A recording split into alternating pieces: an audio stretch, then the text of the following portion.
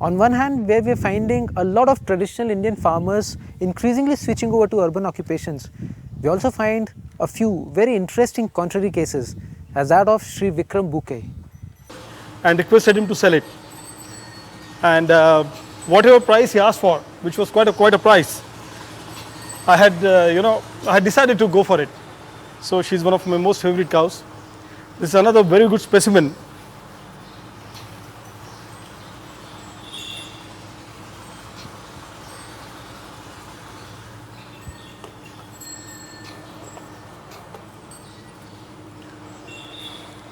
Again, should be a mix between Gir and Conkerage. Gir and a Conkerage, and therefore she has thick horns but pointed horns. She doesn't have the bulging forehead, which is a specialty of a Gir. She has a flattish forehead. It's a combination of a bulging forehead and a flat forehead, and therefore it's like this. This is again a wonderful specimen, which is probably from the Puri Mutt. That's what I was given to understand by our colleague in Gosambardhan. His name is Pandit Mishraji. Panditji has about 4 or 5 Gaushalas, and it's like their family affair for about 80 years. They have a Gaushala in Assam. They have also got a Gaushala near Nashik in Yevla, and is creating one near Thane. There is a colleague of ours, his name is Gorakh Pawar.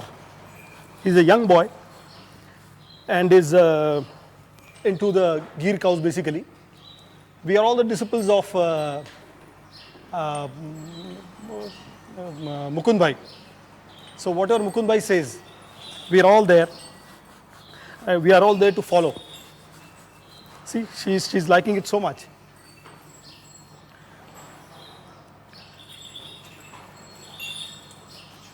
But her exact breed is not known to me. So I won't be in a position to tell you.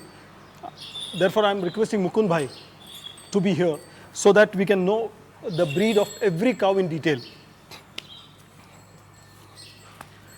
This ears, and you can see the thick horns.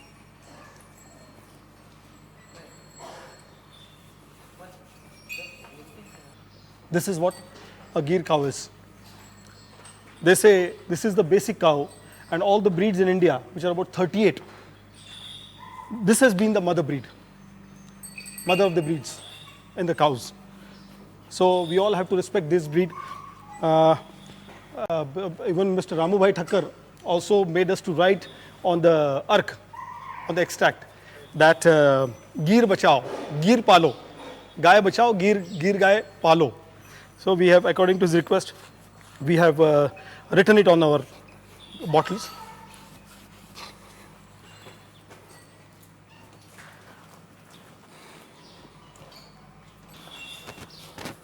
This is another wonderful specimen that we have, which is a black Gir. Again, very, very rare amongst the Gir cows. But she is my most favorite animal in my herd. In fact, she is the most favorite animal of my wife. It is this cow and that my wife has insisted that I buy. She's not too fond of the agriculture or the dairy and things like, but she likes these two. So she's naturally my favorite. It's black Gir. We call her Kapila. And Little aggressive cattle these are, not docile as the gears. And from the positioning of their horns, the face, the expressions, you could realize that it's in a attacking mood. She wants me to scrub her, but I'm not confident about her. So this is the conkerage. And this, of course, you know what she is.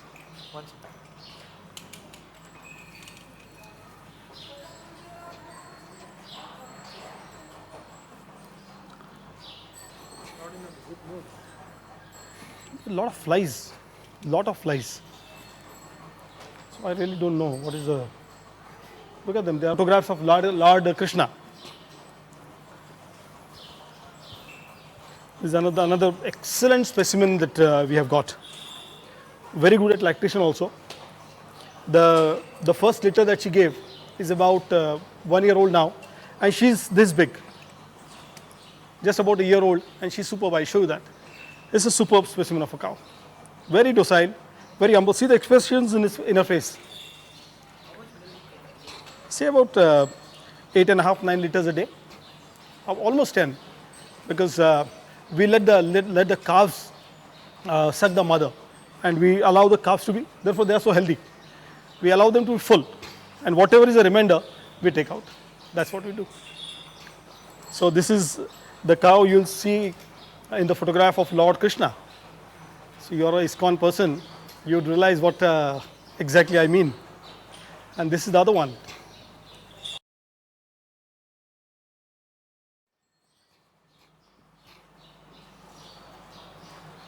Another very, very good specimen.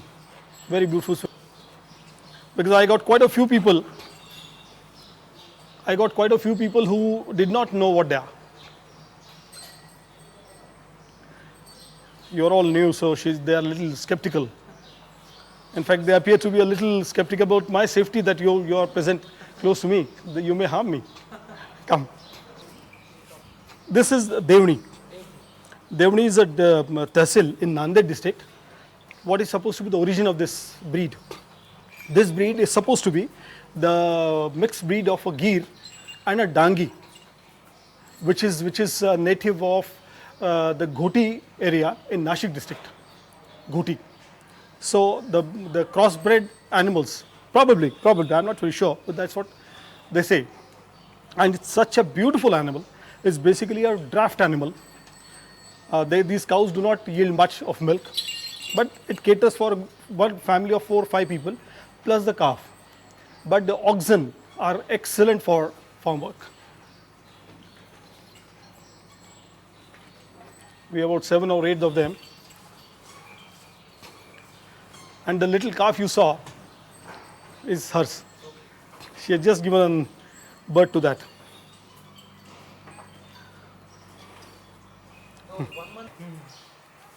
Isn't she beautiful?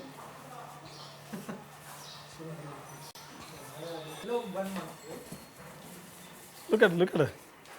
They are in a playful mode. He'll bite you. No, don't worry. It is a harmless thing, yeah.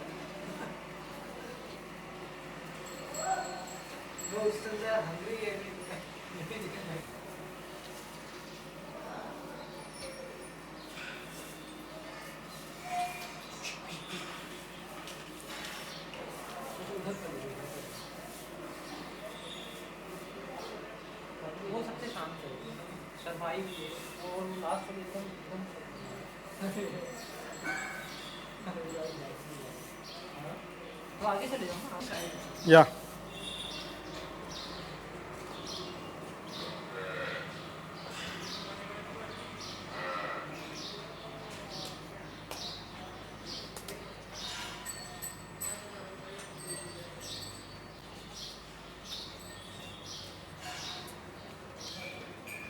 Not many years, but I've carried on as well. What made you get into this field and amidst the cows? Well, I am from an agriculturist family, and as a child I have seen about 2,000 cows in my own family. And then the government came out with now shamelessly they are declaring the SEZs, but when we had a big amount of lands and we used to look after hundreds of villages at a time, without any farmer suicides. Those impressions remained throughout, and then the government took away our lands by way of Land Sealing Act and made us paupers overnight. There was a deep scar on my heart. There was deep scar on my mind. And though I did my uniform service in the Indian Police Service with the best capacity to my best to my ability, my heart was always in the farm, with the cows, with the farmers. And when the suicides farmers became rampant in Maharashtra, I decided that police was not my line eternally, because I had already put in about 20 years. And I was SP of 7 different districts in Maharashtra. In fact, the day I relinquished my post, the day I resigned, after about 3 weeks my batch got promoted as the DIGs, additional CPs. But I had no attraction left for the power. I thought my services would be better utilized for my country if I go back to the farm, if I go to the cow, if I go and fight for the cause of a common farmer. And therefore we are trying to preach and practice low cost, no loan agriculture, of which a cow is a backbone, which is rampantly clear in the Vedas, the importance of a cow. And if you have one cow, it will cater for 16 acres of land, is my own experience. I am not talking of my hat. This is what is, at my other farm, we are doing it like that. And it's a success story. About their contribution to this farming.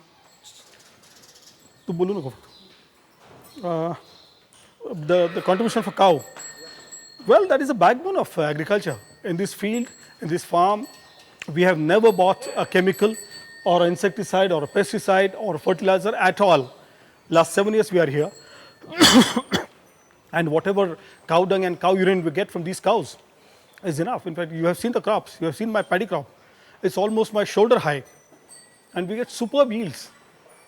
Can you tell us something about the economics as to the expenditure and roughly how productive can be a cow which is giving milk and a cow which is not giving milk? Cow, I don't consider her to be in terms of the milk production. It is a system which a cow caters for. It is agriculture system of which a cow is a backbone. Milk is a byproduct. I always keep saying that milk, even in the Vedas it is said, Gomaya Vasate Lakshmi, which goes to say that in the cow dung remains and lives the goddess of wealth. And now not cow dugde. Go dugde nahi bola hai. The essence of and the backbone of the Indian agriculture is the cow dung and cow urine. If in Europe it is rampantly said that if a patient is suffering from TB, tuberculosis, he is made to stay in a cattle shed, in a cow shed, and he is automatically cured. Well, it is the wrong policies of the government. It's totally wrong policies of the government. And the people who are elected by taking the votes of the farmers and the farming community, and who belong to the farming community, once they go and occupy some political post, big post, they change their colors and they ensure that the farmers would never get rich, the farmers would never come out of the woos, and the farmers would never be trouble free. They want the farming community to be at the lowest ebb in the society, and they do not have the political will to support a farming community at all. That's the reason. Farmers have been committing suicides only on account of the expenses not meeting with the income. And it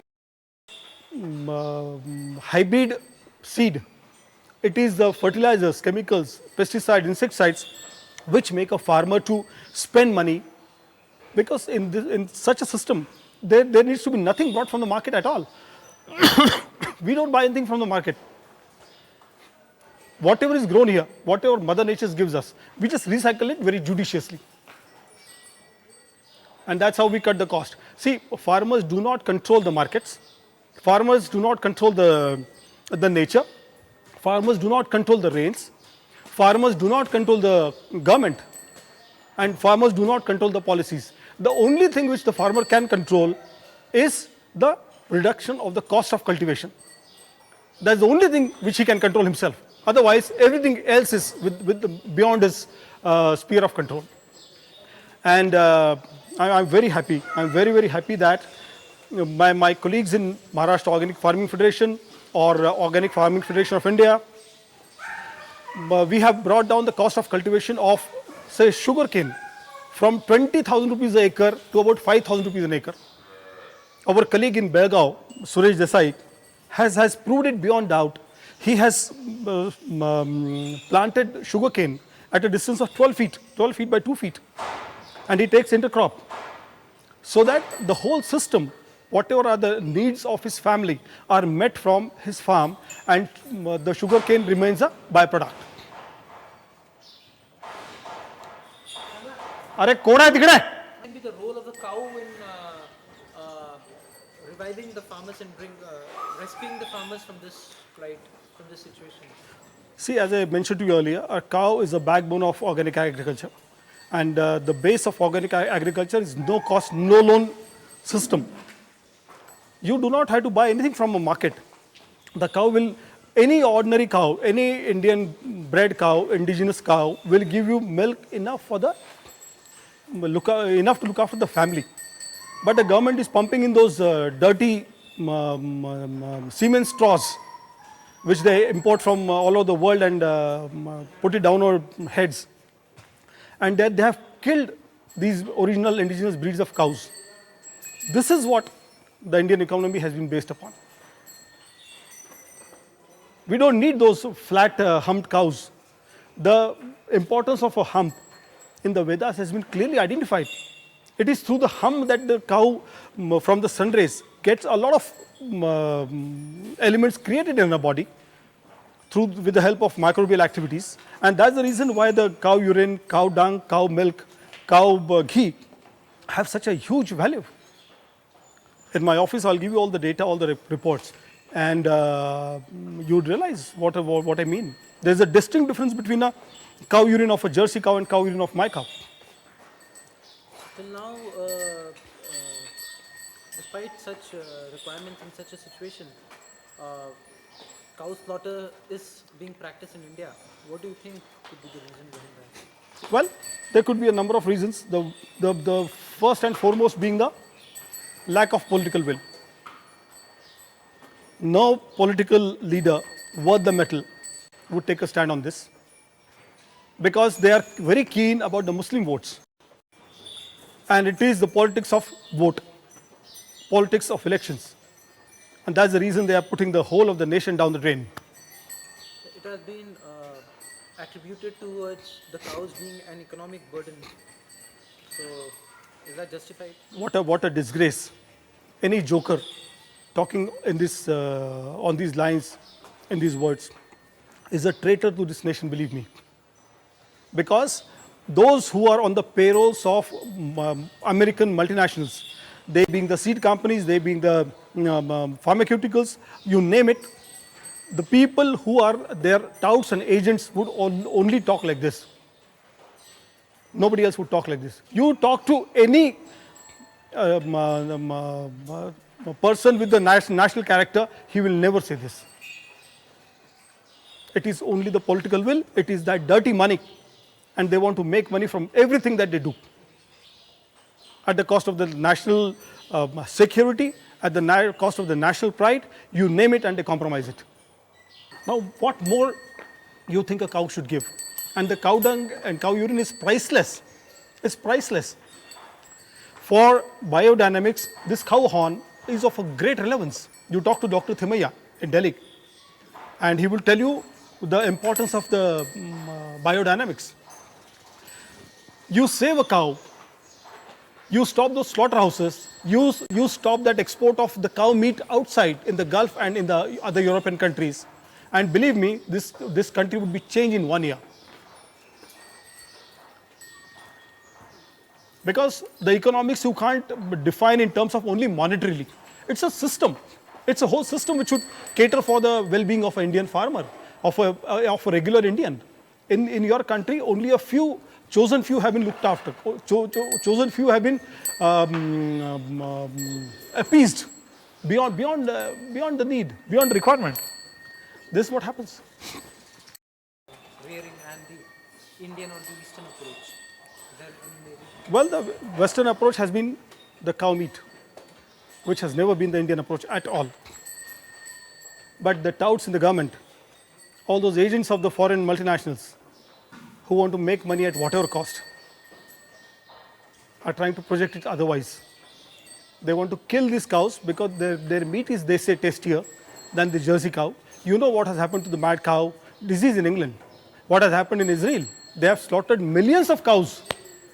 Our cows don't need medication at all. We don't need a doctor. We don't need a doctor. They graze in the field, they go sit in the sun, and they take care of their own health. On the contrary, a cow, a Jersey cow, I'm not against the Jersey cow. The Jerseys and the Holsteins, Friesians and the Brown Smiths may be good for their countries. I respect them. But these are the cows which are meant for my country. They have been the resultant of the evolution over thousands of years, and we are killing them, and we are inserting the frozen straw of the semen of the foreign cows. Why? Why go against nature? It is revealed that there are about 254 species of different plant families, different plant species, out of which 111 are medicinal, out of which 21 are on the verge of extinction from this earth. So we are trying to propagate those 21 to start with, and these are Western Ghats. This is the Sahyadri ranges. We want to propagate that. We have already started the regeneration of plants, and we are going to do it on bigger scale. The rains have just stopped about a fortnight back, and therefore you would see these machines and all the cattle, everybody, all my men working all over, so that we revive this whole system. You will see only this patch, which has been controlled by us last 7 years, there has been no felling of trees.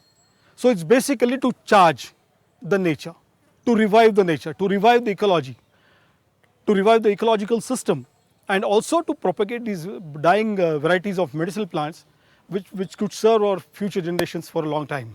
Whatever cow dung and whatever cow urine we get and whatever the wash of the cattle shed, it's all cycled in the farm straight away.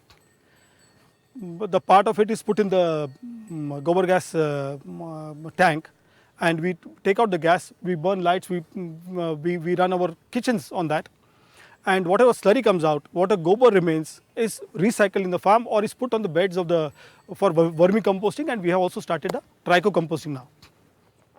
We also get into the panchagavya and dashpani arka and all. You find that self-sufficient for them? It's more than self-sufficient. I can, with whatever is available here, we freely distribute to the farmers who come for help, whosoever comes for help, because we know that he can cut down the cost of his agriculture hugely by way of one cow, with the help of her urine and her cow dung. And you don't have to buy urea and sufla and other poisonous chemicals from the market at all. Well, we have done the foundation laying ceremony of an institute called as International Institute for Sustainable Agriculture. In fact, such an institute was for the first time founded in India by Sir Albert Howard in Indore, and where he taught us and did the composting for the first time in the history. But now that area has been taken over by the government again, and they have ruined it. They have put a lot of chemicals and things like, and they have relegated it to the NPK theory, which is the only theory which the scientists understand, unfortunately. There is one institute I think it's in Cincinnati or Philadelphia, called as Rodale Institute for Sustainable Agriculture.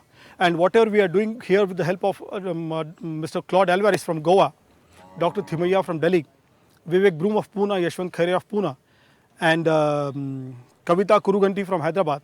All these people we have come together, and we are creating the institute here, which will be a educational center for the farmers across the globe, because there is no institute like this, as I mentioned earlier, except at Philadelphia. We want to send our farmers. They are expert farmers, they are excellent farmers. These people know what agriculture is all about. They can be the teachers to anybody in the world what sustainable agriculture is. I want to send them outside, anywhere they could be. And therefore, we would conduct the research here, we would conduct the development here, we would have the seed bank here, we would have model plots here. In fact, we are creating this whole area, as a model plot. We are creating this as a university by itself, so that anybody from the world, from across the globe, can come and stay here and learn what sustainable agriculture is. We are creating it to that level. Maharashtra Organic Farming Federation is a confederation of the NGOs, which is created some 3.5 years ago, which is a federation of about 150 NGOs. Culture and watershed management, the seed, you name it, whatever is sustainable, and they are our colleagues. Sri Manor Parchure from Nagpur, whom we will be meeting tomorrow, is our guru. He is a 78-year-old gentleman. He has taught us. He has been not only taught us, but he is teaching everybody whosoever comes in contact with him what sustainable agriculture is. He himself is a farmer. He has got a 40-acre farm close to Nagpur in Wardha district. And once this is correctly created, this is all halfway through. You would see a lot of work going on everywhere. Once it is complete, it would be a model farm. It would be a training center. It would be a university by itself. Last time the Vice Chancellor of Rahuri Krishi Vidyapith was here, the Agriculture Commissioner was here for the foundation stone laying ceremony, and they were all very happy about it, very happy. For a first time, the government of Maharashtra, the Agriculture Minister is Mr. Thorat, and the Agriculture Commissioner, Agriculture Secretary is Mr. Nanasaheb Patil. All these they have realized the importance of the organic agriculture, low cost agriculture, because all the packages, the PM's package, the Agriculture Minister's package, you name the bloody package and it has failed. Because all those packages are lopsided. The government machinery does not cater for the package to reach the commonmost man in the society. As Rajiv Gandhi had said in 87, that only 14% of the package money, whatever funds are allocated, only 14% reaches the correct person. 84% is eaten away. 86% is eaten away. That's what Rajiv ji has said way back in 87. Probably it is on the increasing. It is on the increase because last 20 years, if you see, only the politicians have become rich in this country. Only the politicians. We welcome and we respect the honorable exceptions like Dr. Manmohan Singh. We salute him. No doubt about it. But how many like him? Tell me. We have a wonderful Home Minister, R.R. Patil. Wonderful person. But how many like him? Everybody wants to squeeze this nation. Everybody wants to squeeze the exchequer of the government. Everybody wants to squeeze his farmers. Everybody wants to squeeze the common members of the society, so that everybody in the society is always thinking about some woes or the other. He is always harassed by some problem in life or the other, so that these people are free to do whatever they want to do. That is the irony of fate. And therefore, unless the farmers are given a correct push, they don't need the push also. But this government is misleading the farmers, and this negative trend was started at the behest of the Green Revolution. Though the causes then were different, but it has not served the purpose at all. And I firmly feel, and I am talking with all humility, that the root cause in the farmer societies here in our country is the seeds are laid in the Green Revolution. The hybrid seeds, the pesticides, insecticides, all need a lot of money. Farmers do not have money to spend on these expensive seeds. There is a spray, there is a medium called as tracer. You know the rate of that, Anand? It is 18,000 rupees a litre. I am a rich farmer, I cannot afford to buy that. And if you compel this farmer to buy it, so that you mislead him and make him to use it in his farm, he has to sell the bangles of his wife, the Mangalsutra of his wife, and everything possible. He has to either put it with a money lender or sell it, buy these medicines and use it on the farm. It's not required. If you have a correct ecological system, if you have a correct mixed cropping pattern, if you rotate the crops correctly, nothing is required. I wish there's some sort of training in this, even at the central government level. Well, it's very unfortunate. It's very, very unfortunate. What they see, if you think about it, you'd realize that no scheme has remained a scheme. Every scheme is converted into a scam. You prove me wrong, I'll lose any bet. Any scheme. So the only way out for a mass awareness is the role of NGOs and Role of the NGOs, plus I wish the media also behaves in a more responsible manner. The electronic media, the print media, they can't behave all the time like the touts of these politicians or the touts of the big people. What is this SEZ, tell me? You are taking away all the fertile lands. Farmers like them are being thrown on the road. You may offer him 10 lakh rupees per acre, 20 lakh rupees per acre, 50 lakh rupees per acre. But you are robbing him of his own livelihood. He can't eat those notes. He can't eat the scooters made by these Bajaj scooter manufacturers. He has to eat food which is grown here. And you are robbing all his lands. What are you up to? And what is this bloody SEZ? The Almighty put sense in their heads, and our people realize the importance, the dream of the late Mahatma. All the villages, all the rural sector, all the out of town areas, you see the condition. You must have noticed the road. We are not even 20 kilometers from Pune. Pathetic, absolutely pathetic. They have not paid any attention to the infrastructure in the rural areas. There are no proper roads. There are no proper water systems. There are no proper drainage systems. It's a thoroughly neglected area, which is a root cause of the debacle of this wonderful nation. Now we are acting and behaving like the agent of America. What a shame on the nation led by the late Mahatma Gandhi. ये सुरेश जी जो है वो गोमूत्र का सब संभालते हैं, गांडूर खत का संभालते हैं, वर्मी कंपोस्ट का संभालते हैं, पंचगव्य का संभालते हैं, कंपोस्टिंग का संभालते हैं। अबू जो है ये पूरा खेती का डिपार्टमेंट जो है कृषि विभाग पूरा वो संभालता है। महात्मा राव साहब हमारे सबके सीनियर, हमारे एडवाइज़र है, हमारे सहकारी है। तो हम जो भी गलती करते हैं वो हमको बोलते रहते हैं, कभी कभी मेरा भी कान खींच लेते हैं वो। और भिवा जो है वो पूरा गाय का देखता है। ऐसे हमारा ये सब टीम है। गाय का योगदान ऐसा है कि खेती में जो गाय सबसे प्रमुख है बैल। जो किसान बोता है खेती तो उसके लिए जो पूरा खेती तैयार होती है तो बैल से होती है। बैल कोई कंपनी या कोई मशीन बना नहीं सकते, बैल सिर्फ गौ माता से ही मिलता है। और बैल आज जो बहुत ये हो रहा है तो उसके कारण गौ माता जो नहीं बच रही है, जो उसका संगोपन नहीं हो रहा है, तो उसके कारण ही बैल बहुत दुर्मिण हुए हैं, मिलते नहीं है।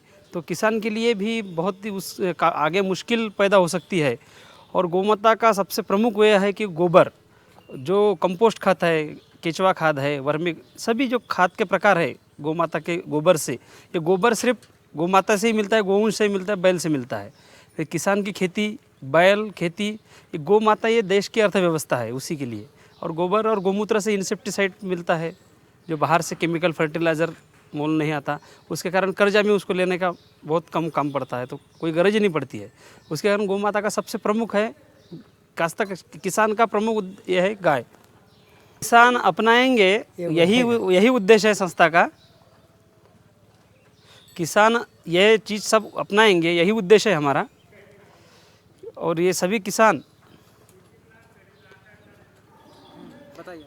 यहाँ जो चल रहा है सब, यही उद्देश्य है कि सब किसान यह चीज़ अपनाए। बहुत कम, संस्था का उद्देश्य ऐसा है कि कम खर्चे में अच्छी खेती और ऑर्गेनिक खेती। जो आज सब केमिकल फर्टिलाइज़र से सब दुनिया में जो गड़बड़ हो रही है, जो अपने बच्चों को जो फूड मिल रहा है वो अच्छे नहीं मिल रहा है, वो जो कंपोस्ट खाद से है, वर्मी से है, ये सब चीज़ें अच्छी रहेंगी और अपने आगे के लिए जो पीढ़ी हो जाएंगी वो सब अच्छी हो जाएंगी। आपको कैसा लगता है यहाँ पर खेती वगैरह करके, ये सब जो गतिविधि हो रही है, कैसा लगता है आपको और क्या आशा आपको आगे कैसा होगा ये सब? अभी इधर जो हम गाय का पालन करते हैं कि पहले किसानों के बहुत पहले हर एक किसान के पास गाय बैल यही रहते थे। बाद में जैसे ट्रैक्टर ने जगह ली बैल की, वो गाय के बदले जर्सी वगैरह फॉरेन ब्रीड्स आ गए, भैंस आ गए, उनके दूध चालू हो गए। इससे क्या हो गया कि किसानों का खुद का जो खाद था खुद का जो बैल का जो ताकत थी वो खेती के लिए वो गायब हो गई। अभी वो उसकी ज़रूरत है, वो इधर हम प्रिजर्व कर रहे हैं। हमारे इधर जो गाय है वो जो अपने देश वाली गाय है सब, उनके बैल उनके गाय ये हम प्रोडक्शन कर रहे हैं, जिसके वास्ते वो किसान आकर इधर देखकर वो इधर से लेकर फिर वो पहले जैसा चालू कर सकता है। तो आपको आगे इसके बारे में क्या आशा है, कैसा भविष्य होगा आपका जो ये प्रोजेक्ट तो है? बहुत बढ़िया भविष्य है। ये आगे यही होना चाहिए कि बाद में वो ट्रैक्टर वेक्टर जो है वो बंद होना चाहिए। वो अपने देश के गाय जो है ना, अपने देश वाले, इसका ही दूध उनका ही खाद्य वो जो है वो लोगों को मिलना चाहिए। आप लोग सब खुश हैं यहाँ? Krishna, Hare Krishna, Krishna